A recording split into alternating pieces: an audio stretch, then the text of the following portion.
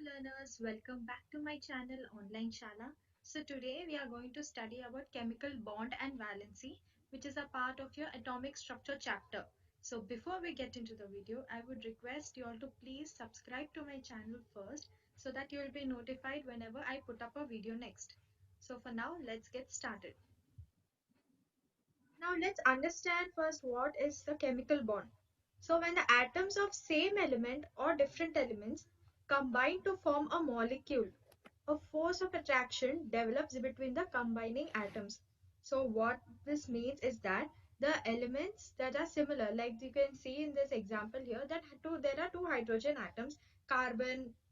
So these two elements, when they combine together, a force of attraction develops between the combining atoms.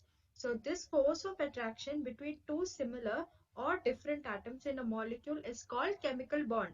So for hydrogen, the two similar hydrogen, when they combine, that is called a chemical bond for two similar elements. When you can see water here, there is a element of hydrogen and oxygen, and then ethylene and acetylene also. So those are the examples of some similar elements and different elements. So it has been noticed that the formation of chemical bond results in decrease of energy between the combining atoms, with the result that the molecule so formed is more stable than the individual atoms. So by this statement, it means that when the two atoms, so when two atoms, suppose take it as hydrogen, when they combine, we see that there is a decrease in energy between the atoms. But with the result that molecule so formed is more stable than the individual atoms. That means that the two hydrogen atoms, when they combine, there is a decrease of energy. But the atom as a whole, when they combine together, it is more stable than one single hydrogen atom. So that is what they are saying. That is, it's more stable than the individual atoms. So if you look carefully now at the second picture over here, if you can see that there are number of elements in the table. So helium, neon, argon, krypton and xenon. So all these are noble gases, the last group of your periodic table. So you can see that helium is the only noble gas which has only two electrons in its valence shell. Valence shell is what is valence shell? It is the outermost orbit. Now see, you can in oxygen, in this picture you can see that water valence electrons which are present in the last orbital. So those are known as valence electrons. So in helium, there are only two valence electrons. And whereas all other noble gases have 8 electrons in their valence shell. So you can see that the electronic configuration of helium, it is only 2. Whereas neon, it has 2, 8, then argon 2, 8, 8. So all these except helium, all the other elements, the electronic configuration ends with the number 8 except helium. So since noble gases do not enter into any chemical reaction, it can be safely concluded that any element having a fully filled valence shell will tend to be chemically inactive. So what does this mean is that the noble gases, they do not take part in any chemical reaction. You generally don't see a helium or neon or argon, all these elements to take part in any chemical reactions. So they, uh, they are not being connected in the chemical reaction. So they are fully filled valence shell will tend to be chemically inactive. So these all elements over here, so right from neon to argon and krypton and xenon, you can see all these numbers end with the number 8. So these all elements are said to be chemically inactive. So now as we have studied about what is a chemical bond, and the attraction between two elements is called a chemical bond, whether it is similar elements or different elements. And then we have seen this configuration of all these noble gases. So now let us move on to see how the formation of ions take place. So now let us see about formation of ions. So before formation of ions, let us understand what is meant by an ion. So the electrically charged particle formed either by the loss or gain of electrons such that the valence shell of the particle has a structure like that of the nearest noble gas is called an ion. So this might be a little bit difficult to understand, so I'll break it down for you guys. So the thing is what, so at the end of the sentence I've said that it is that of the nearest noble gas. So what are noble gases? We have already seen that helium, neon, krypton, all those the elements are called as noble gases. So actually the electrically charged particle, so any electrically charged particle, if you see H plus or you Ca2 plus, that is calcium ion, they have this charge. Why, how do they attain this charge? This is because of their loss or gain of electrons that they attain this charge, such that the valence shell of the particle has a structure of that of the nearest noble gas, that is called an ion. So it is charged when the number of electrons isn't equal with the number of protons in the atom or molecule. So ion is just basically understand it as a charged particle. So nothing more to be stressed about it. It's just a charged particle which comes with the loss of gain of electrons. According to that, you have a negative charge or a positive charge.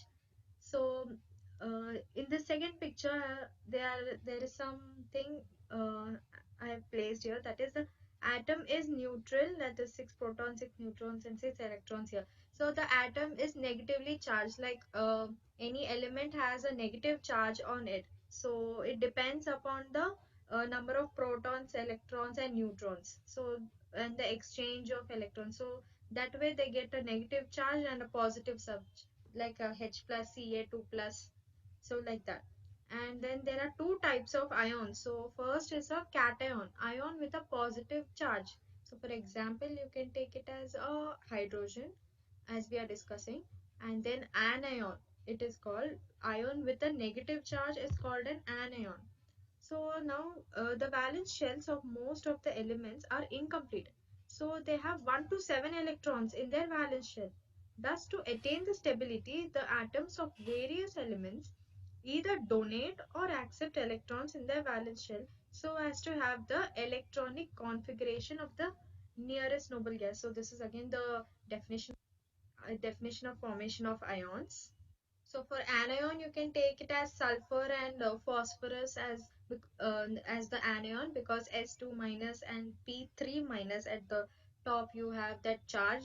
This is because of the loss or gain of electrons that they attain during the electronic configuration. However, in doing so, the balance between the positive charge within the nucleus and the negative charges around the nucleus gets disturbed. Thus results the formation of electrically charged particles which may be positively or negatively charged. So yes, I hope you have understood now what is an ion and how negatively charged and positively charged form, and the examples I have told you. There are two types of ion, cation and anion. And now we'll be going to see about formation of positive ions, like which are cations. So now let us see about formation of positive ions. So first, what is a positive ion or cations? So if the atom of an element has 1 to 3 electrons in its valence shell, in order to attain stability, it tends to lose these electrons so as to have electronic configuration of the nearest noble gas. So all the elements, they have to have the nearest noble gas configuration. So in order, they have to lose one to three electrons in their valence electrons, then only they will be attain stability. So due to the loss of the electrons, the net charge decreases as compared to the net positive charge of the nucleus. So the net charge decreases when compared to the nucleus. So the particle becomes a positively charged ion. So to put it briefly, it is if an atom loses one electron, the ion so formed has one unit of positive charge. So it loses one electron, it has H, like H1 plus. If it loses two or three electrons, it has 2 plus or 3 plus charge. So now let us see first, that is a formation of sodium ion. So in this table, you can see that the sodium atom, the formation, the atomic number of sodium atom is 11. Thus, its electronic configuration is 2, 8, 1. So here you can see the first orbit is filled with 2 electrons, second orbit should be filled with the 8 electrons, and the 1 electrons it has to lose to attain the nearest noble gas configuration. So this 1 electron it loses. So when an atom loses an electron, it gets a positive charge, plus 1 charge. So you don't get minus charge, you get plus 1 charge. So here 2 comma 8 will be the configuration of the sodium atom remaining. So this plus charge is very important to keep. Now when you represent sodium atom, it's important to represent Na plus like this, because it loses 1 electrons, that's why plus 1. So 1 no need to write, you can just write Na plus. And now you can see that there are total charges 0. So when this 2 comma 8, so this is actually the electronic configuration to attain the stability. So that one electron which is in the outermost shell, that has to be removed. So it loses 1 electron to, it gives away that electron, and then it forms Na plus. So this is the formation of sodium ion. Now let us see the formation of magnesium ion. So for magnesium,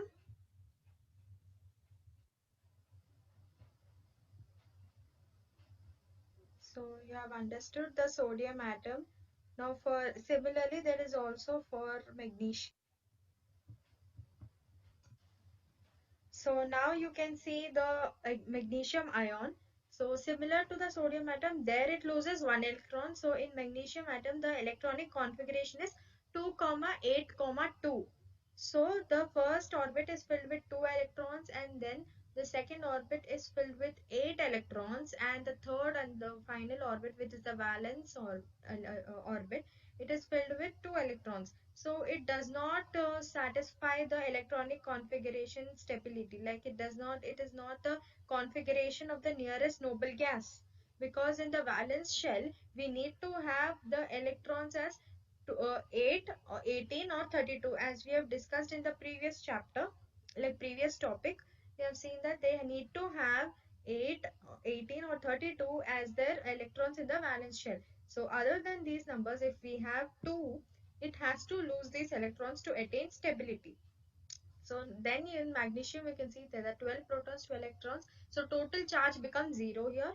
It loses 2 electrons, and then it forms a 2 plus charge over here. So this 2 plus charge, to mention it is very important. So whenever you represent a magnesium atom, you need to write Mg2 plus. So this is very important to write, otherwise it won't be any meaning to write just Mg. So you need to write Mg2 plus. So because it loses 2 electrons, it gets a positive charge, and 2 electrons, that is why 2 plus. Yes, so now for aluminium atom. So for aluminium, the configuration is 2, 8, 3. So in the first orbit, we'll be having 2 electrons in the first orbit. In the second, it has 8 electrons, and in the final last orbit, it has valence shell, it has 3 electrons.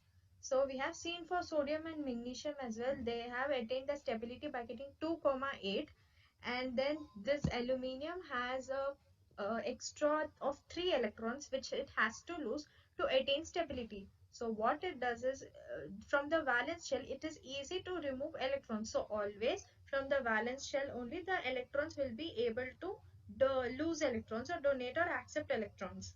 So from the valence shell these electrons will get loose. These 3 electrons will get loose, and the aluminium atom will have a configuration of 2, 8. So you, as it loses electrons, you get a positive charge, and as it loses 3 electrons, you get 3 plus charge. So total charge then you get as 0. Then you can say that as this aluminium atom is, it has attained stability, it is stable. So it is important to represent aluminium as Al3 plus, because if it shows that it is stable and it has lost 2 electrons and got this 3 plus charge. So whenever you are writing these elements, whether it is sodium, magnesium, or aluminium, whenever you're writing reactions as well, you need to mention this ions. It is very important to mention this, otherwise the atoms which you write will be of no meaning. So yes, we have seen about the positive ions. So these few examples I have given of sodium, magnesium, or aluminium. For other atoms also it's of the same case. Now let us see about the positive ion system. Now let us see the negative ions or the anions. So positive ions, so here what we have discussed, it is called the cations. So yes, let us go on to see the anions. So now let us see what are negative ions, as we have already seen the positive ions. So negative ions. So actually there are, okay, the first one is a chlorine atom. So before we get into the negative ions and how the formation of it, so let us understand what are negative ions first. So if an atom of an element has 5 to 6 electrons in its valence shell, in order to gain stability, it tends to accept electrons in its valence shell so as to have electronic configuration to the nearest noble gas. So due to acceptance of electrons, the net negative charge increases as compared to positive charge within the nucleus. Thus, the atom becomes negatively charged. So, for example, if an atom gains only one electron in its valence shell, then the ion will have only one unit negative charge. Similarly, if it accepts two or three electrons, it will have a -2 or -3 units of negative charge respectively. So what compared to the positive ions, where we see that when it loses electrons, then only it will to attain stability, then only it will get a positive charge. So now whereas negative ions is that when the electrons, it gains some electrons from the other atom, it gets a negative charge. So that is the concept of negative ion. So the first example for this here is chlorine atom. So in chlorine atom, the electronic configuration is 2 comma 8 comma 7, which so to attain stability and to reach the nearest noble gas configuration, this 2 comma 8 comma 7, so in the valence shell there are 7 electrons present. So 7 electrons are present. It has to gain one more electron to attain the nearest noble gas configuration. So if it gets plus one electron, it will be electrically stable. So then it will become 2 comma 8 comma 8. So when it undergoes the formation, then you get a minus, the negative charge here. So it becomes 2 comma 8 comma 8. So chlorine plus electron gives chlorine this minus charge. So to represent it as Cl minus, it is very important as how you have these for chlorine, how you represent it as Cl. Now for that Cl, this minus charge is very important to represent. Then only you will understand that the chlorine has a gain of one electron. And for the next one, we have oxygen. It is uh, it is represented as O2 minus. So every time oxygen, you should be represented as O2 minus. So here the oxygen first has a configuration, and then it gains two electrons. So plus two electrons it gains. So then it gets a -2 negative charge here. So charge is equals to 0 over here. Here it becomes -2. So yes, this is how you're going to represent oxygen atom. It is represented as 2 minus because it gains 2 electrons, and you can see that the number of electrons have changed over here. But the protons, the number of protons remain the same. Now let us see about the third one. It is the nitrogen atom. So in nitrogen, the electronic configuration is 2 comma 5. So in order to attain the stability, you just need more 3 electrons, so to become it as 8. So 2 comma 8, when you get that, means that it has attained nearest noble gas configuration. So first it has a charge of 7 protons and then 7 electrons. So the net charge is 0 here. So when it gains 3 electrons from another atom, then you can see that it forms a 3 minus charge develops over here. So it becomes nitride ion. So N3 minus, you're going to represent it as, and then its configuration, it becomes 2 comma 8. So to represent this is very important. So this we have seen of 1 unit charge, 2 unit charge, and 3 unit charge. So it depends upon how many electrons it is gaining that this number changes. So if it is getting 3 electrons, it will be the number as 3. If it's gaining 2, then 2. If it is only 1 electron it needs to gain, then we'll represent Cl minus. So it is as simple as that. And we have already seen positive ions, it means of losing of electrons, whereas negative ions means gaining of electrons. So this is a simple concept, you just need to remember it like that. That's it. And then we will be moving on to next concept. So chemical bond is over by here. Now let us see about valency of atoms. So now let us understand what is valency. So the number of electrons donated or accepted by an atom of an element so as to have electronic configuration of nearest noble gas, it's called its valency or combining capacity of an atom. So valency is defined as the number of electrons donated or accepted by an atom. Now we have seen in the formation of ions that if there are number of atoms donated or gained, you will get positive or negative ions like cations and anions will form. So that a number of electrons donated and accepted by an electron to form electronic configuration of nearest noble gas. So that formation is called valency or combining capacity of an atom. Generally we call it as valency. So first we are going to see what is electropositive valency. So if the electrons are donated by an atom of an element so as to have electronic configuration of the nearest noble gas, then the valency is said to be electropositive. So when the electrons are donated by an atom, then those atoms are said to be electropositive. So when you see metals and hydrogen have electropositive valency. Now for example, you can take as sodium. We have already seen in the previous slide of sodium. It has Na plus charge. It is formed by donating one electron. So when you donate one electron, it gets a plus charge, positive charge. So therefore its valency is plus 1. Similarly, calcium ion, so Ca2 plus. So it is formed by donating 2 electrons. Therefore, its valency is plus 2. Similarly, the valency of aluminium is also Al3 plus. So it has plus 3. We have already seen this in the previous slide that it has plus 1, plus 2, plus 3. So those numbers, those are called as valency or combining capacity of an atom. So this definition is very important to remember. It may come in exams as well. So please remember it and understand what is electropositive and electronegative valency as well. So the electropositive are the cations, the positive ions. So the examples which we already discussed, sodium, calcium and aluminium. And the electronegative valency means the -1, -2. So we have seen for chlorine, oxygen and nitrogen. So for that -1, -2, -3. So those numbers that is called as electronegative valency. So variable electropositive valency, we'll see that normally the metals donate electrons from the valence shell so as to form positive charged ions. However, some metal lose electrons shell to next shell.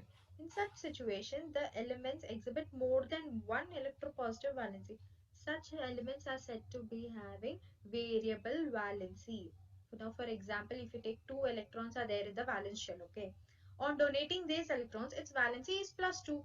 However, under specific experimental conditions, it can lose another electron from the shell next to the valence shell. In such a situation, the ion formed has plus 3 valency. So in some rare cases, the valency keeps changing. So then that element is said to be having variable valency. For sometimes it may lose only one atom or it may lose only two atoms. Then its charge will be plus 1. Very rarely you see the atoms like that having the variable valency. So yes, we have studied about a valency over here and these examples are there so that you can understand. I've put these two tables. So now let us go on to see how do you naming of ions with two different electropositive valencies. So we have come to the naming of the ions. So here there are two tables here. The first table is of the anions or the electric positive valency, and the second table here, this one, the second one here, it is about the electropositive valency. So first we'll see about the electropositive valency and how they are named. So first there is suppose chromium. So Cr2 plus Cr3 plus. So see Now we have already discussed about variable valency, right? So this is called variable valency, that it sometimes it has 2 plus charge or 3 plus charge. So chromium is said to be a variable valency atom. So the name, first we know it as chromium atom.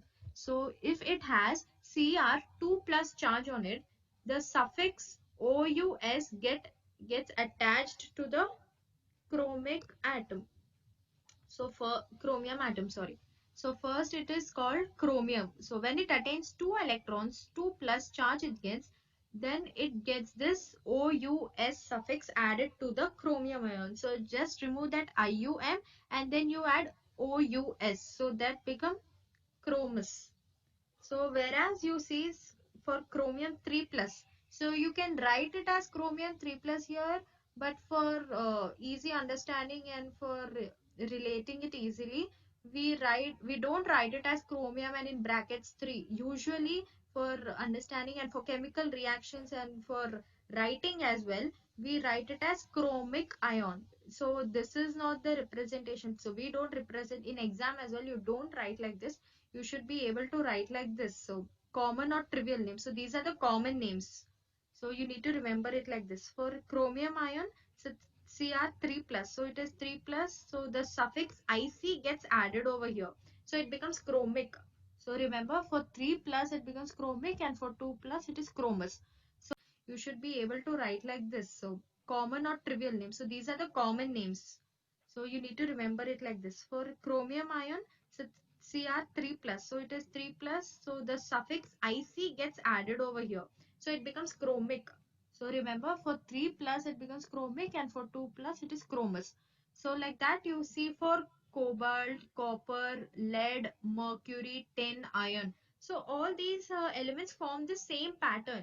For 2 plus you need to add the suffix just OUS and remove those last three letters and just add three more letters like this. So you see for cobalt here, so cobalt is 2 plus, so cobaltus it becomes. So OUS you need to add for 2 plus, and for 3 plus same it is IC, you need to add IC.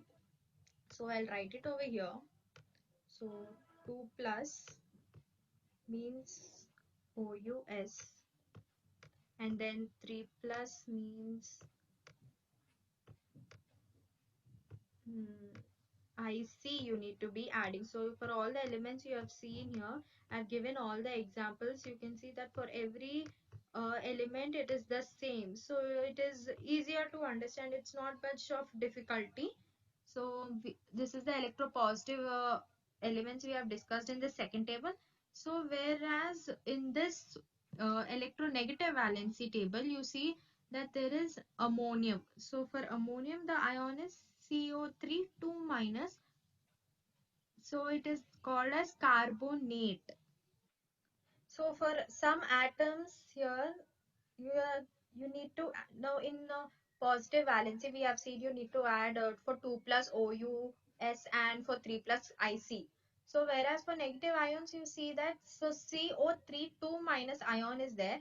So you need to add this suffix to that as carbonate. So ATE you need to add. So otherwise it's you cannot identify it or it is not an easy representation.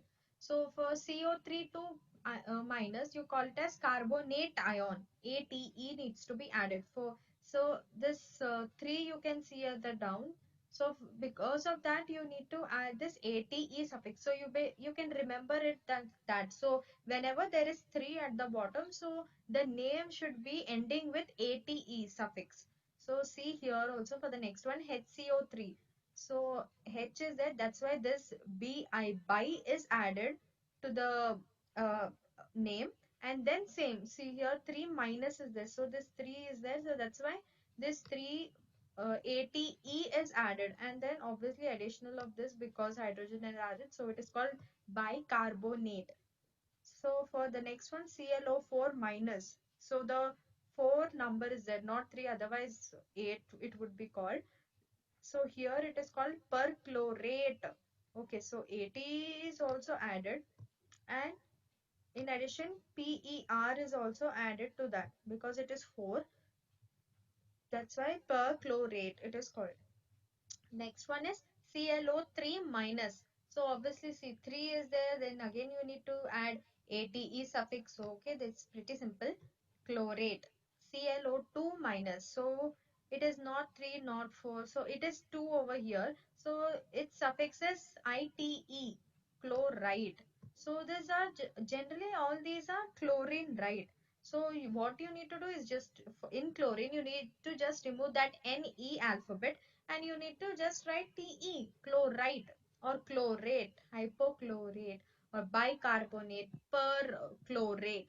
So all these suffixes just you need to add. So here ClO minus. So there is no number over here like 3, 2, 4. So it is this suffix is added as it and additional to it as hypochlorite. So because in this ClO2 minus also it is called chloride. So here it is hypochlorite. So this hypo word is an addition. So this hypochlorite it is added. But apart from these names, there are also some names that you need to just remember are this acetate, dichromate, chromate, and cyanide. So always it is not that suffixes added or names you can change by adding few alphabets or removing few alphabets. These only some there are some elements. Okay, these common names need to be remembered. It is important to remember them. Now whereas you see, okay, there are more positive ions I also have mentioned. So this table I have showed only one element, right? In this table here on the left side I have given NH4 plus S. So these are the mix of two or more elements. So let us see this also. So NH4 plus, it is called ammonium, IUM, this suffix, and NH4 plus, this you remember. And then NO2 minus. So 2 minus, it is called, this suffix is added, right? ITE. So here also when you see ClO2 minus, here chloride, ITE is added. Here also nitrate, ITE is added. So 9 and this is NO3 minus. So 3 minus means what I have told you need to add these three suffix, right? ATE. So for CSO3 2 minus, but this is sulfite over here. And SO4 2 minus, it is sulfate. HSO4 bisulfate. So for all those suffixes, ATE is added. So I hope you have understood the naming of ions. You can just see this table and go through also. So it is pretty simple to remember this OU, SN, IC, ATE, ITE for certain elements. But for certain elements, there are no names, like there are no suffixes added. You need to remember the common names like of these I have written here. So now let us see on the next topic is radicals. So this is the last topic of this. So the radicals. So a group of two or more different atoms having net negative or positive charge such that it can retain its identity in a series of chemical reactions is called a radical. So for to simplify this, I would like to read it again. So it is sometimes there is a group of two or more different atoms, right? Now you can see NH4 is there. So which has a net negative or positive charge on them. Such a group of atoms is called radical. So basically, now this NH4 is there. So it is not a single atom. So two different. So nitrogen and hydrogen. Both these different elements are added together and then it has a plus charge. That means it has a valency of 1. We have already read the definition of valency and we already know what is a valency. So valency is the combining capacity of an atom. It means that when you lose or gain electron, you get a plus charge or a minus charge. So here you get a plus charge and the number is 1. So the valency is 1. So this is the table here. I have given you a number of elements. You can so these are the examples of some radicals or representation of it. Now nitrate is given NO3 minus, so valency is 1. So you might get a doubt that why is it not minus 1? So valency cannot be anytime a negative charge. It is always represented as 1 or 2, or it represented as always positive. Okay, so if it is NO3 minus also, the number is 1 right here. So it will be, the valency will be 1 only. It will not be minus 1. It will be 1 only. So for nitrite also, NO2 minus. So there is no number here over here to mention. So what it is 1 only. So you represent the valency as 1, not minus 1. Please remember that. And then bisulfate, bisulfite. So, okay, sulfate. So see here, SO4 2 minus is there. So here it is mentioned, right? It is not SO4 minus, is SO4 2 minus. So the valency of this atom is 2. So similarly carbonate. So CO3 2 minus. This 2 is mentioned. PO4 3 minus. But this valency is 2 over here. Because it has gained 2 electrons, that's why it has a valency of 2 only. So these are some examples of radicals where two different elements combine and that valency is named here. So we have seen valency. So please don't get confused between valency and radical.